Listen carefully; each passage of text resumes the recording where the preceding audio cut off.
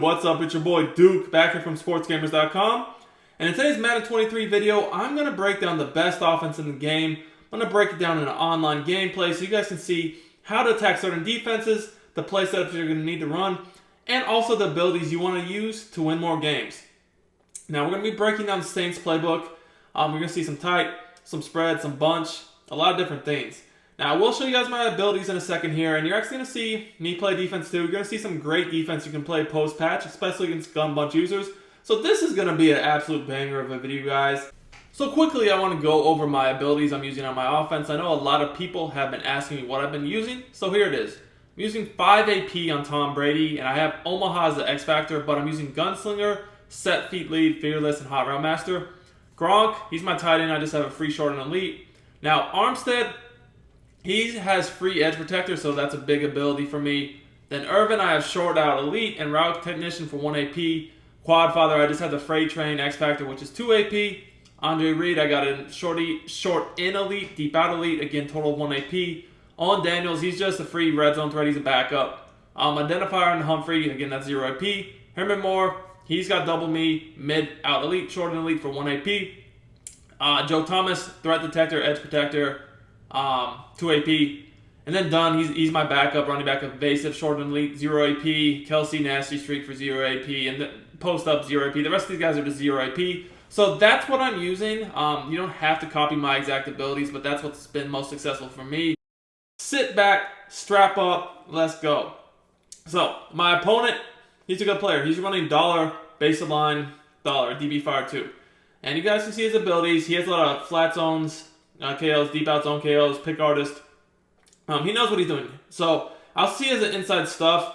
I see an acrobat, and he's got Woolen as a user. So I'm just trying to, first drive for the game for me, trying to get a feel for what he's doing, and I see he's, not really too focused on the pass right now. He's defending the run. You guys can see there, he's pinching his D-line. Looks like he was crashing them too. And he wasn't really even blitzing me there. He was actually playing a lot of coverage. So, went to bench, just hit a quick out. Now, I'm going to run this play action play right here because I noticed he was only rushing 4. Try to hit one of the corner routes. Now, when you run the play action against guys who run the DB Fire defense against the DB Fire dollar, what you're going to want to do is block the running back and then ID the mic as the outside corner away from the running back as I did there. And you're going to get perfect protection. Now, when they pinch their D-line, if you want to run the ball, the inside zone is actually going to be the better call. You don't really want to run trap when they pinch the D-line. I mean, you can, but it's not going to be as effective. And because I have identifier, I can see who he's using. So what I'm doing is, say he's using the linebacker on the right, I'm going to run inside zone to the right, so I'm running at him. I don't want to run away from him because then he's essentially going to be able to have an extra defender he can bring into the play to maybe stop the run. So when I get into red zone, this is kind of when I like to audible to this spread stack formation a little bit. I can run inside zone, I can run PA read, and I can run fade out. Fade out is very, very good against cover 2. The PA read play is really good against man, and then you do have an inside zone just to keep them honest. In a 3rd and 3 situation, again, he's been running DB fire on me all game long. Now, this is generally the time where, with the 3rd down situation, I see threat detector, I see he's only blitzing the one guy, so I'm just going to go ahead and hit him with one of my favorite setups with the same spot shake. Looking to become a better Madden player and win more games? Check out sportsgamers.com. I built sportsgamers.com from the ground up to give you the best Madden tips, best Madden ebooks, all at the best price, bar none. We have a VIP membership that gives you access to the entire site, every ebook and every tip we release all year long for only $24.99. Click the link in the description. I've also pinned it in the comments, and use coupon code DUKE for 10% off your order. So, with this setup, essentially I have 2 seam routes, one to the tight end, one to the outside receiver on the left, 2 wheels, and a slant over the middle. Basically, I'm looking at his user, seeing who he's guarding, and I'm going to hit either the seam or the slant after I read the flats. If the flats are open, I will take them, but he did a good job of covering them. Now, like I said, he's running bunch, and you're about to see some great gun bunch defense. I already got a stop earlier in the game, but since I wanted to focus more on the offense in this video, I wanted to start off on offense for you guys. But what I'm doing is I'm running spinner, out of dollar with adjustments. Spinner, what I do against bunch at least, and it seems like he might be in the Washington playbook because he's bunch and regular gun tight, is I come out with it base aligned, and then I press my coverage, and that's going to bring that DB on the bunch side in. Past that, I make my adjustments. So like right here, you guys see, I have that DB backed off in a flat, and the flat zone, the drop I've set is 25 yards. Then I have a curl flat zone drop to 5. So I feel pretty confident on that side of the field that I can take away a corner out in the flat. Then I kind of just have to watch for like routes over the middle, just as I did there. And I like to blitz 5 every time, honestly, against bunch, because then I make them make a quick read. Now right here, what I did was kind of super glitchy. So I noticed that this guy wanted to throw the wheel route quick pass, right? Out of verticals. So what I did is I backed my corner off over there, making him think it was a free play, an easy completion, right? And then I shaded my coverage underneath. And then if he would have thrown that, it would have been a pick, so he kind of panicked and just threw the crosser. And I picked him off. Only problem is, they caught me for a phantom PI. Like, clearly that was not PI. I just baited the absolute dog shit out of this bum, and they bailed him out. You know, this game is just funny like that sometimes. And again, great defense. You know, I'm using that same adjustment, that cloud flat. I'm mixing up, you know, backing my coverage off with man shaded underneath and then cloud flats. And I got him 4th and long. Now, I thought he could make the field goal from here, which is why I called timeout, but it looks like he can't. So obviously now I'm regretting calling timeout because then he would have had to take a timeout if he wanted to go for it. So that was kind of stupid by me. I thought he could make it. I guess not. What happened to my camera? So he audibled the tight, and I audibled the DB fire when I saw him do that. I tried to make my adjustments. My camera angle just went crazy there, guys. I mean, I feel like he just got a free 3. I don't like that at all. But hey, it is what it is. We're getting kind of crazy right now with the adjustments. I really do love dollar right now against bunch, and that is my preferred defense for pass-heavy players. If you're going to run, if you want to use Quadfather and King Henry like I showed you on a recent video, we're going to have to get a nickel over or something. But for these types of guys, dollar's the move. Now we're back on offense. Like I said, he's just running baseline, press, DB fire 2. He's pinching his D-line nearly every play. So I start off with the inside zone. You know, I see his inside stuff, so I'm going to double team at D-tackle. And, you know, I only got 2 yards there. But we're going to go back with the same protection scheme, blocking the running back. And then we're going to go ahead and ID the Micah's outside corner over there. We're going to do a slant combo of a trail over the middle of the field. And see if we can't hit either the trail or the corner. Now right here, I have the deep corner for a touchdown, but just unfortunate break right there. We got absolutely shedded. So I had what I wanted there. It's just my O-line got ran over. You know, that will happen from time to time. But here, oh my gosh. I have my running back, I have my seam route, and for whatever reason, he like pump fake, he didn't throw the ball. I don't know if like I messed up there, if I pressed the wrong button or what happened, but I don't know why he pump faked. I was trying to throw the ball, I had probably a 1st down, and now I'm on 4th and long.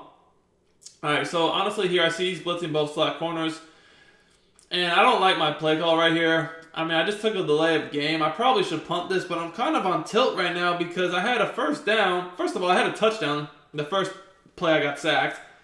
Had a touchdown to the deep corner.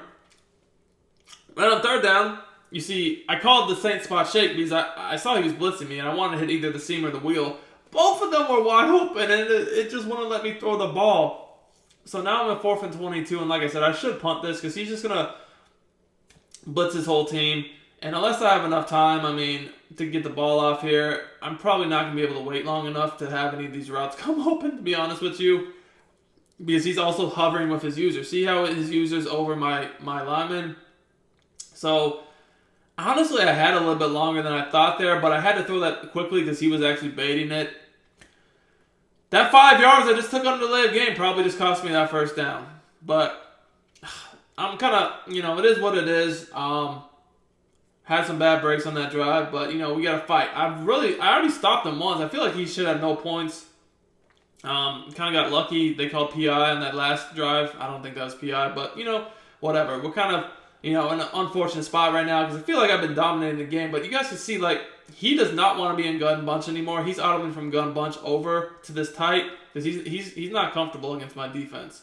So when he's audibling the tight, I'm going to DB fire. Personally, nothing's open. And he just somehow, you know, his O-line blocked perfectly. But you guys can see my adjustments there. I changed the cover 2 into a different shell, and then I had the curl flat. Remember, my curl flat set to 5-yard zone drop, so when I do that, he's going to take away that read.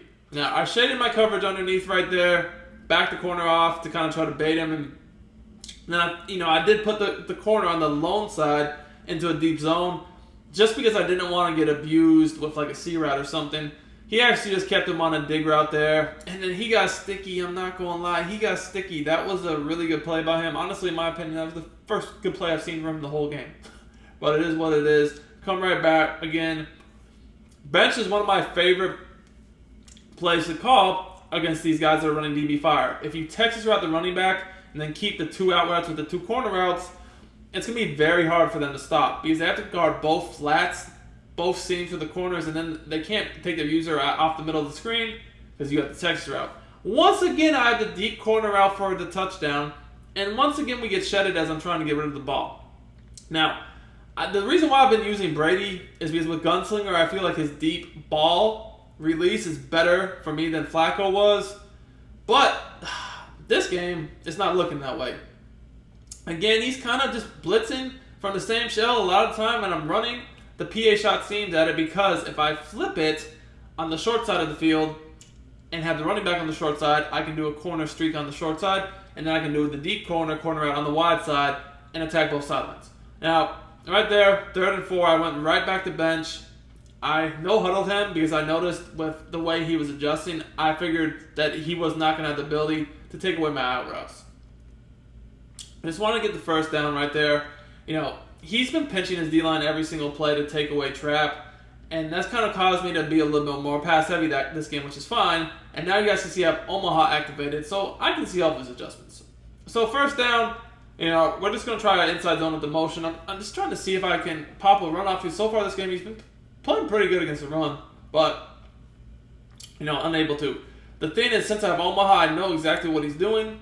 And he's going to have a really hard time, since I know what he's doing, stopping it. Because you guys can see right here, I'm literally looking at all of his adjustments, and I see no one's manned up on Gronk currently, and no one's manned up on Reed.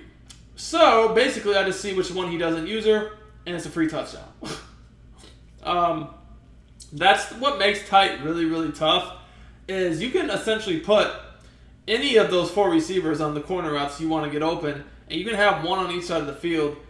And when you have Omaha, you see their adjustments, there's just no way that they're not going to know who to check. And that's why I was able to take advantage of him. Again, I'm just playing a game right now with him where I'm backing up that bunch side corner. Sometimes he's in a 25-yard cloud flat. Sometimes he's in man coverage shaded underneath.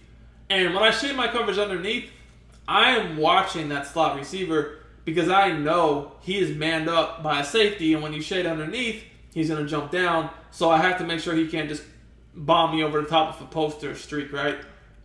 Now this time, I'm going to back my corner off and put him in the cloud flat and play the quick flat over there too. And that was a pretty solid adjustment. I tried to bait him on the drag and go back to the trail route. Kind of caught him in between right there. So 2nd and 10. I'm up 4 right now. I'm playing really good on offense, really good on defense. So, I feel like this game should be kind of a blowout, but it has been a low possession game, so I guess that's, the one drawback of playing a little bit slower pace is you can kind of let people stay in the game with you. So, once again, I got the sack. He's not liking his bunch right now, so he's going to tight. Now, on the wide side, I'm backing that cloud up, and then I'm going to play the short side myself. He kind of just chucked it right to me. Bradbury has the deep out zone knockout ability, so that was, even if he got his hands on that was going to get broken up anyway. That was perfect defense. So, anyways, back on offense again. I do have Omaha, but I do want to try to clock him. So I'm going to run the ball on first down. Now, that inside zone again, got me 4 yards. Looking for Madden 23 Ultimate Team coins? AOEAH.com is the cheapest and most reliable coins on the market. Click the link in the description and use coupon code SPORTS for 3% off your order. That inside zone only got me 3 or 4 yards. So, it was nothing major. But again, I'm just trying to take his timeouts from him right now. You guys can see, this time I'm going to go with the same spot shake. Again, I see what he's doing. I see that he's just sticking in zone this time. And I'm figuring we're going to get the blitz. So, I just dumped it off to the running back. I'm going to make him respect both of those wheel routes, right? So, now that I've showed him that, on this 3rd down situation, I'm going to try to attack him differently. So I'm coming out into play with my post.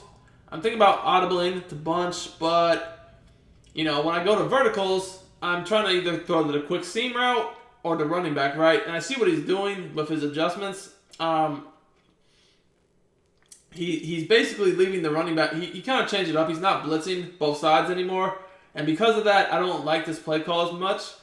So I switched up what I was doing a little bit. I was just waiting, and I was able to see that he basically had backed off his blitz. So once I saw that, I knew that if I was patient, that he would either have to commit to the running back or the seam on the post. The crosser, hit the post. Hit the crosser, won the game. Hope y'all do the game. I'm out of here. See y'all next time.